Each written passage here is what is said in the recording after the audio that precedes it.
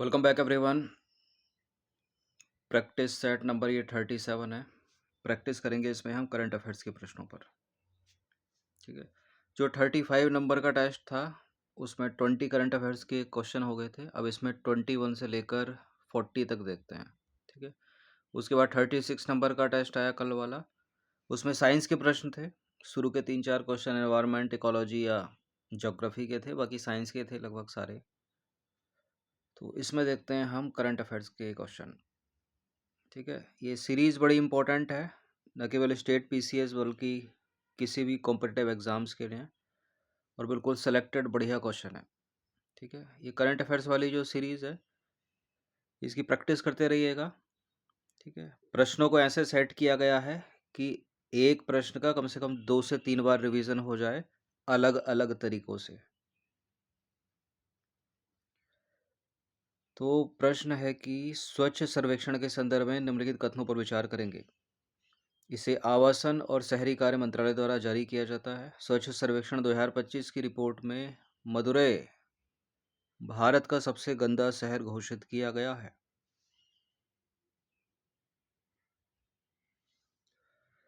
देखिए, बिल्कुल स्वच्छ सर्वेक्षण आवासन और शहरी कार्य मंत्रालय द्वारा जारी किया जाता है। स्वच्छ सर्वेक्षण 2025 की रिपोर्ट कहती है कि जो तमिलनाडु का मदुरै है वो भारत का सबसे गंदा शहर है। करेक्ट है दोनों के दोनों।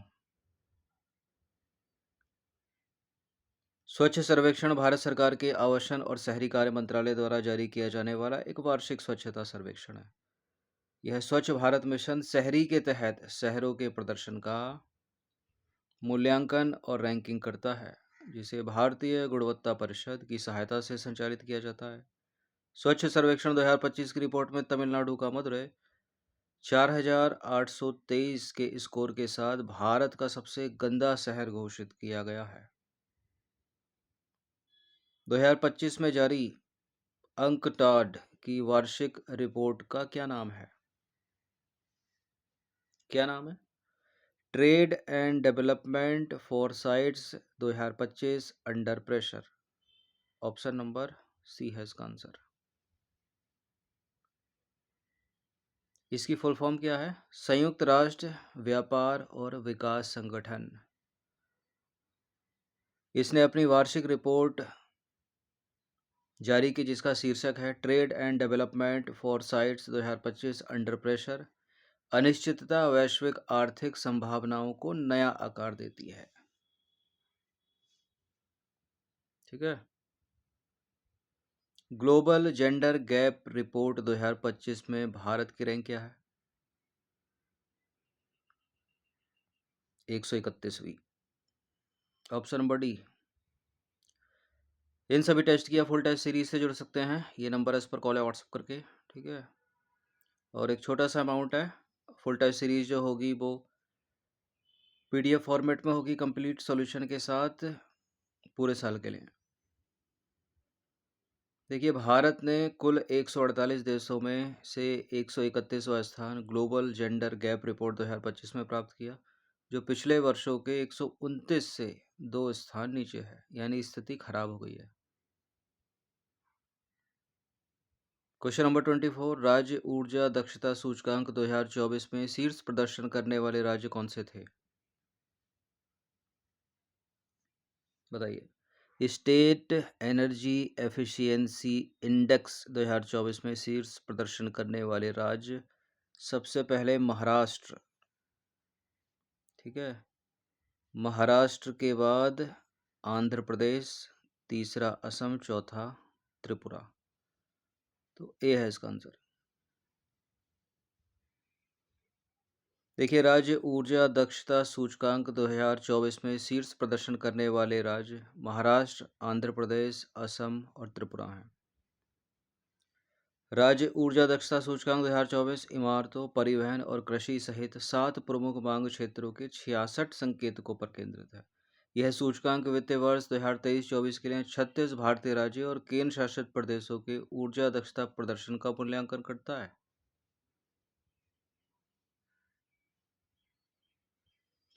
अब आ जाइए, हाल ही में दिल्ली चिड़ियाघर की एकमात्र अफ्रीकी हाथी की मृत्यु किस दुर्लभ कृंतक जनित वायरस के कारण हुई, जो किसी भी भारतीय चिड़ियाघर में रिपोर्ट किया गया पहला ऐसा मामला है। अभी रिसेंट की न्यूज़ है ये। और ये हाथी जो है वो अफ्रीका से लाया गया था भारत में। इसका नाम शंकर था और ये शंकर मर गया एनसेफेलोमायोकार्डिटिस वायरस से। ठीक है, ऑप्शन नंबर बी है इसका आंसर। निपा वायरस को हटा दीजिए, जीका को हटा दीजिए, हिंड्रा को हटा दीजिए। देखिए, दिल्ली के राष्ट्रीय प्राणी उद्यान यानी चिड़ियाघर में सितंबर 2025 में एकमात्र 29 वर्षीय अफ्रीकी हाथी जिसका नाम शंकर था की मौत हो गई। ठीक है, रिपोर्ट बताती है कि उसकी मृत्यु एन्सेफेलोमायोकार्डिटिस नामक दुर्लभ वायरस से हुई, जो चूहों के माध्यम से फैलता है और दिल की मांसपेशियों में सूजन पैदा करता है। ये शंकर हाथी जो है 1998 में जिम्बाब्वे से लाया गया था भारत में। कोल इंडिया लिमिटेड, जिसने हाल ही में अपनी स्थापना के 50 साल पूरे किए हैं, भारत सरकार के किस मंत्रालय के अधीन काम करता है? विद्युत मंत्रालय, कोयला मंत्रालय, भारी उद्योग मंत्रालय या पेट्रोलियम और प्राकृतिक गैस मंत्रालय? बहुत सारे प्रश्न ऐसे होते हैं जिनका उत्तर क्वेश्चन में ही छुपा होता है। क्या हो सकता है इसका उत्तर? Coal India Limited Ministry of Coal यानी कोयला मंत्रालय के अंतर्गत काम करता है। कोल इंडिया लिमिटेड कोयला मंत्रालय के तहत एक महारत्न सार्वजनिक क्षेत्र के उपक्रम के रूप में अपनी स्थापना के 50 वर्ष पूरे होने का जश्न मना रहा है। कोल इंडिया लिमिटेड की स्थापना नवंबर 1975 में हुई थी और इसका मुख्यालय है पश्चिम बंगाल के कोलकाता में। यानी नवंबर 2025 में 50 साल पूरे। टोरखम सीमा पार जो हफ्तों तक बंद रहने के बाद हाल ही में फिर से खोल दिया गया, अफगानिस्तान और पाकिस्तान के किन प्रांतों को क्रमशः जोड़ता है? किन को जोड़ता है? अफगानिस्तान के नंगरहार को और पाकिस्तान के खैबर पख्तूनख्वा को। ऑप्शन नंबर बी है इसका आंसर।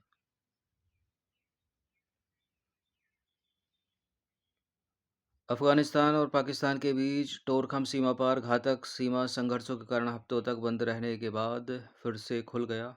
टोरखम सीमा अफगानिस्तान के नंगरहार प्रांत को पाकिस्तान के खैबर पख्तूनख्वा प्रांत से जोड़ती है।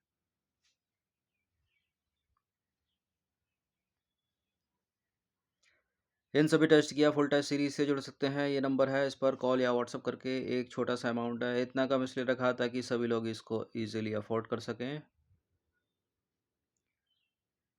अगला जो प्रश्न है वो है 2025 का भौतिकी का नोबेल पुरस्कार किस क्षेत्र में दिया गया? फिजिक्स का नोबेल पुरस्कार 2025 किस क्षेत्र में दिया गया? पहला है कृत्रिम तंत्रिका नेटवर्क के साथ मशीन लर्निंग को सक्षम बनाने वाली मूलभूत खोजों और आविष्कारों के लिए, या विद्युत परिपथ में स्थूल क्वांटम यांत्रिक टनलिंग और ऊर्जा क्वांटमकरण की खोज के लिए। तीसरा है पदार्थ में इलेक्ट्रॉन गतिशीलता के अध्ययन के लिए प्रकाश की एटोसेकेंड पल्स उत्पन्न करने वाली प्रायोगिक विधियों के लिए, या उलझते हुए फोटोनों के साथ प्रयोगों बेल असमानताओं के उल्लंघन को स्थापित करने और अग्रणी क्वांटम सूचना विज्ञान के लिए।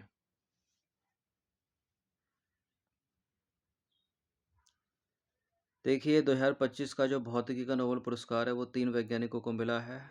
विद्युत परिपथ में स्थूल क्वांटम यांत्रिक टनलिंग और क्वांटमकरण की खोज के लिए। ठीक है, शॉर्ट में याद रखिएगा, मैक्रोस्कोपिक क्वांटम टनलिंग 2025 का है फिजिक्स का नोबेल प्राइज।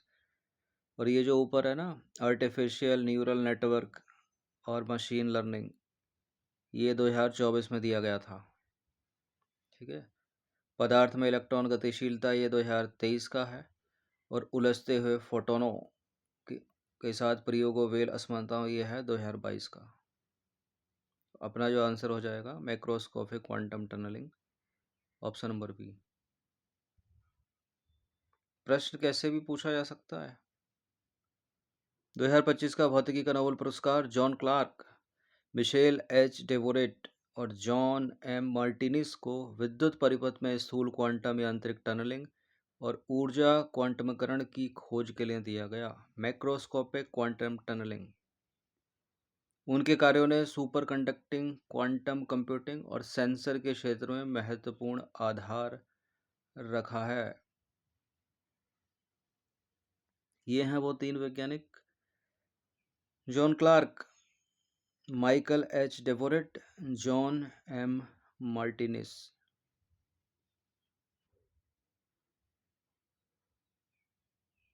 अगला प्रश्न है, केंद्रीय संचार और उत्तर पूर्वी क्षेत्र विकास मंत्री द्वारा उद्घाटन किया गया उत्तर पूर्वी विज्ञान और प्रौद्योगिकी क्लस्टर किस प्रमुख संस्थान में स्थित है? ठीक है, नॉर्थ ईस्ट का है ये है आईआईटी गुवाहाटी में स्थित। ए है इसका आंसर। केंद्रीय संचार और उत्तर पूर्वी क्षेत्र विकास मंत्री ने उत्तर पूर्व में नवाचार और तकनीकी विकास को बढ़ावा देने के लिए आईआईटी गुवाहाटी में उत्तर पूर्वी विज्ञान और प्रौद्योगिकी क्लस्टर का उद्घाटन किया।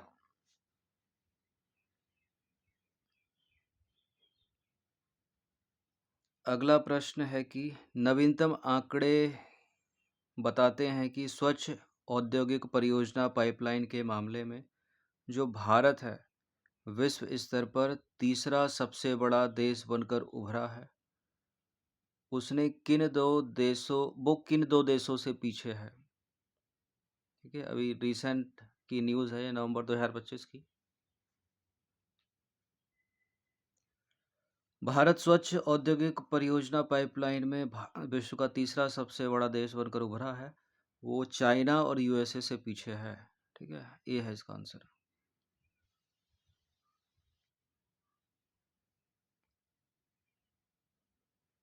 भारत स्वच्छ औद्योगिक परियोजना पाइपलाइन में विश्व स्तर पर तीसरा सबसे बड़ा देश बनकर उभरा है। यह चीन और संयुक्त राज्य अमेरिका के बाद है, जो औद्योगिक क्षेत्रों में डीकार्बोनाइज करने की दिशा में इसके मजबूत प्रयास को दर्शाता है।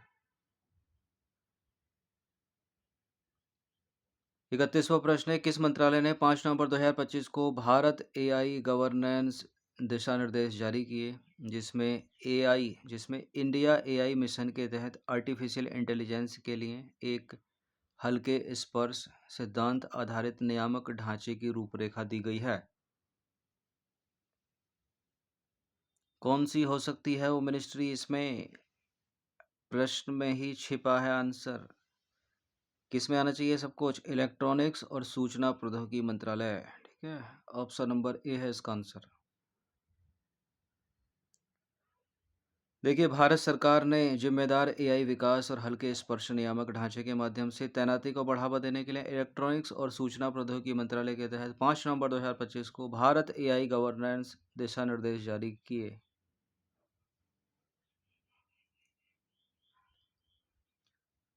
32वां प्रश्न है, दक्षिण एशिया की सबसे पुरानी जीवित प्रदर्शन परंपराओं में से एक कार्तिक नाच महोत्सव मूल रूप से 17वीं शताब्दी में पाटन के किस सम्राट द्वारा शुरू किया गया था?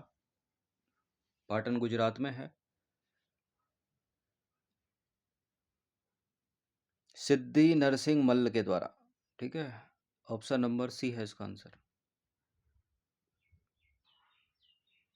देखिए, नेपाल का जो ऐतिहासिक कार्तिक नाच महोत्सव है कार्तिक पूर्णिमा पर पाटन दरबार स्क्वायर में संपन्न हुआ, जिसमें भक्ति नृत्य, संगीत और नाटक की 300 साल पुरानी परंपरा का जश्न मनाया गया। कार्तिक नाच महोत्सव की स्थापना 17वीं शताब्दी में पाटन के राजा सिद्धि नरसिंह मल्ल ने हिंदू देवताओं को समर्पित एक भक्ति प्रदर्शन के रूप में की थी।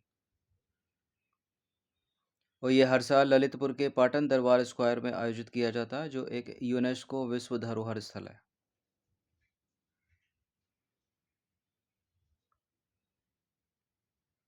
33वां प्रश्न है, बोस्टन ग्लोबल फोरम और एआई वर्ल्ड सोसाइटी द्वारा विश्व शांति और सुरक्षा पुरस्कार 2025 से किसे सम्मानित किया गया है? बान की मून, इमैनुअल मैक्रो, गुरुदेव श्री श्री रविशंकर या बोडोडिमिर जेलेस्की। ना बान की मून है, ना इमैनुअल मैक्रोन है, ना जेलेंस्की है। इसका उत्तर है गुरुदेव श्री श्री रविशंकर, विश्व शांति और सुरक्षा पुरस्कार 2025 से। गुरुदेव श्री रविशंकर को शांति और मानवीय नेतृत्व में उनके वैश्विक योगदान के लिए बोस्टन ग्लोबल फोरम और एआई वर्ल्ड सोसाइटी द्वारा विश्व शांति और सुरक्षा पुरस्कार 2025 से सम्मानित किया गया। याद रखिएगा। क्वेश्चन नंबर 34 पर आ जाइए। सितंबर 2025 में भारत और जापान ने इसरो और जाक्सा के तहत एक सहयोगी चंद्र अन्वेषण परियोजना के लिए एक कार्यान्वयन व्यवस्था पर हस्ताक्षर किए। इस मिशन का उद्देश्य जल, बर्फ और भूवैज्ञानिक अध्ययन के लिए चंद्रमा के ध्रुवीय क्षेत्र का पता लगाना है। इस संयुक्त चंद्र मिशन का नाम क्या है?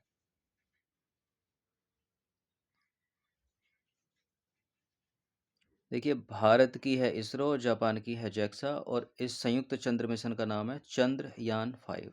ठीक है, ऑप्शन नंबर डी। भारत और जापान ने सितंबर 2025 में प्रधानमंत्री नरेंद्र मोदी की जापान यात्रा के दौरान चंद्रयान 5 यानी लूनर पोलर एक्सप्लोरेशन मिशन के लिए कार्यान्वयन व्यवस्था पर हस्ताक्षर किए। यह मिशन भारतीय अंतरिक्ष अनुसंधान संगठन इसरो और Japan aerospace exploration agency JAXA के बीच एक संयुक्त पहल है। चंद्रयान 5 या लूनर पोलर एक्सप्लोरेशन नामक यह मिशन पानी और बर्फ के जमाव के लिए चंद्रमा के ध्रुवीय क्षेत्र का अध्ययन करेगा। इम्पोर्टेंट है कि यूएस वर्ल्ड यूनिवर्सिटी रैंकिंग 2026 के संदर्भ में निम्नलिखित कथनों में से कौन सा कथन सही है? Massachusetts institute of technology MIT जो है वो शीर्ष पर है और IIT दिल्ली 123वीं रैंक के साथ भारत में सबसे सर्वश्रेष्ठ संस्थान बना हुआ है। भारत के कुल 54 संस्थान इस रैंकिंग सूची में शामिल हैं। इस पे हम पहले भी चर्चा कर चुके हैं। बिल्कुल, MIT वैश्विक स्तर पर शीर्ष पर है। भारत के परिदृश्य में IIT दिल्ली शीर्ष पर है जिसका वैश्विक स्थान बनता है 123वां और भारत के 54 संस्थान इस रैंकिंग में हैं। विश्वविद्यालय 54 विश्वविद्यालय भारत के। ठीक है, बड़ी बात है ये भी। भले रैंकिंग सबकी बर्बाद है लेकिन 54 है। तीनों के तीनों सही हैं। डी है इसका answer. QS world university ranking 2026 के अनुसार मैसाचुसेट्स इंस्टीट्यूट ऑफ टेक्नोलॉजी जो कि है अमेरिका की लगातार शीर्ष पर है, जबकि IIT दिल्ली 123वीं रैंक के साथ भारत में सर्वश्रेष्ठ संस्थान बना हुआ है।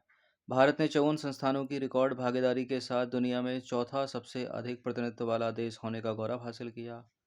ठीक है, जो वर्ष 2015 से 5 गुना वृद्धि है। तो 54 संस्थान भारत के हैं। अब आ जाइए 2025 का अर्थशास्त्र का नोबेल पुरस्कार किसे दिया गया?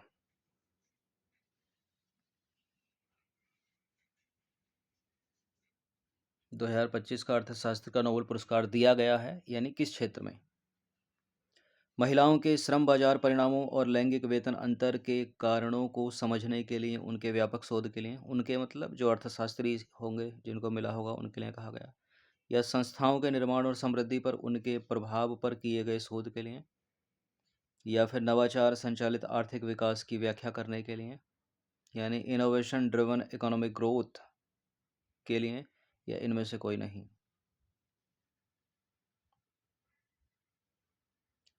2025 का जो अर्थशास्त्र को नोबेल पुरस्कार दिया गया है वो दिया गया है नवाचार संचालित आर्थिक विकास की व्याख्या करने के लिए यानी इनोवेशन ड्रिवन इकोनॉमिक ग्रोथ के लिए। सी है इसका आंसर। इंपॉर्टेंट है, याद रखिएगा। संस्थाओं के निर्माण और समृद्धि पर उनके प्रभाव पर किए गए शोध के लिए ये 2024 का अर्थशास्त्र का नोबेल पुरस्कार है। ठीक है, और आपको याद हो 2023 में महिलाओं के श्रम बाजार परिणामों और लैंगिक वेतन अंतर के कारणों को समझने के लिए उनके व्यापक शोध के लिए क्लाडिया गोल्डन को दिया गया था, एकमात्र अर्थशास्त्री। यहाँ फिलहाल उत्तर बनता है अपना ऑप्शन नंबर सी, 3 वैज्ञानिक 3 अर्थशास्त्री।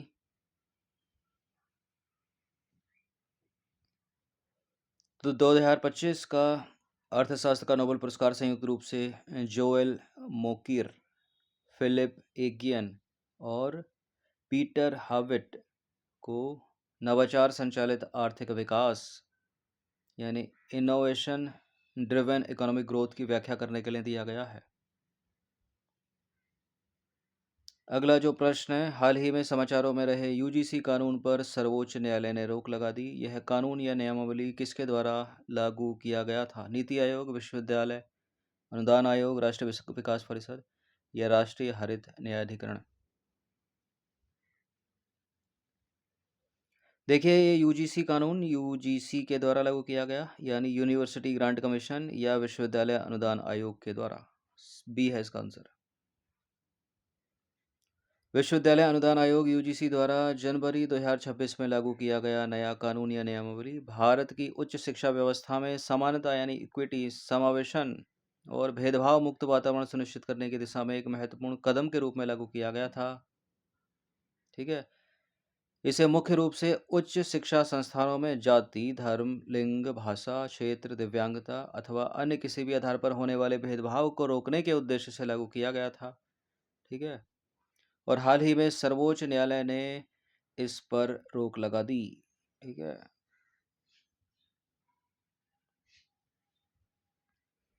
अगले राष्ट्रमंडल खेलों की मेजबानी कौन से देश करने वाले हैं? अगला एक तो इसी साल होना है 2026 में, इसके बाद होगा 2030 में। तो 2026 वाला तो स्कॉटलैंड ग्लासगो में हो रहा है और 30 वाला होगा भारत में। तो डी बनता है इसका आंसर।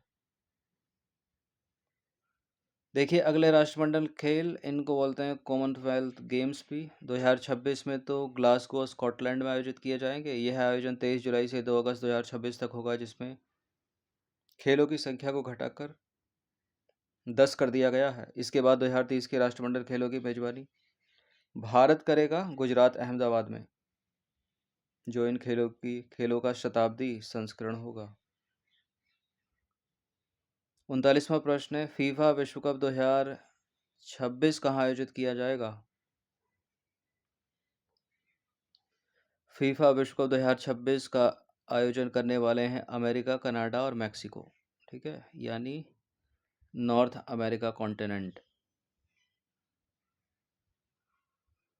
2026 फीफा विश्व कप का 23वां संस्करण ये आयोजित होने वाला है कनाडा, मैक्सिको और संयुक्त राज्य अमेरिका की मेजबानी में। इससे जुड़े कुछ इंपॉर्टेंट पॉइंट्स देख लेते हैं, महत्वपूर्ण बिंदु। देखिए, दुनिया के पहले football club Sheffield football club की स्थापना 1875 में इंग्लैंड में हुई थी। 1857 में इंग्लैंड में हुई थी। भारत का पहला फुटबॉल क्लब जिसका नाम कलकत्ता एफसी था, उसकी स्थापना 1872 में हुई थी, यानी इसके बाद। और फुटबॉल का शीर्ष संस्थान जो है फेडरेशन ऑफ इंटरनेशनल, इसका गठन 7 देशों ने 21 मई 1904 को किया था। फीफा का जो मुख्यालय है वो है ज्यूरिख, स्विट्जरलैंड में। और ये तो 26 का हो गया, होने वाला। 2022 का जो फीफा विश्व कप था वो कतर में आयोजित किया गया था। अर्जेंटीना ने जीता था फ्रांस को हराकर।